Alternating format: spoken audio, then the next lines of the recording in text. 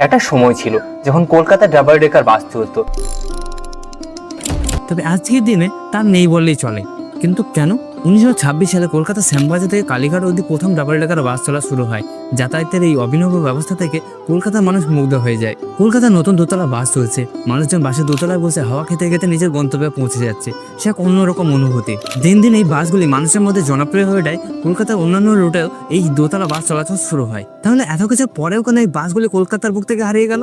এর অন্যতম কারণ ছিল মেনটেনেন্স কস্ট।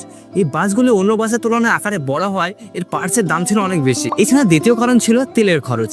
গাড়ি আকারে যতটা বড় হয় ততটা বেশি তেল কনজিউম করে, সেটা আমরা সকলেই জানি। এছাড়া সবথেকে বড় সমস্যা ছিল, যখন প্যাসেঞ্জার খুব একটা থাকতো না তখন বাসগুলিকে কম প্যাসেঞ্জার নিয়ে যাত্রা করতে হতো। এতে বাস চালকদের লাভের থেকে বেশি ক্ষতি হতো। এই কারণগুলির জন্য বাসগুলি ধীরে ধীরে কলকাতার বুক থেকে হারিয়ে যায়। এখন হয়তো আপনি এই বাসগুলিতে চেপে হাওয়া খেতে খেতে কোথাও যেতে পারবেন না, তবে যেটা পারবেন সেটা হলো আমাকে ফলো করতে।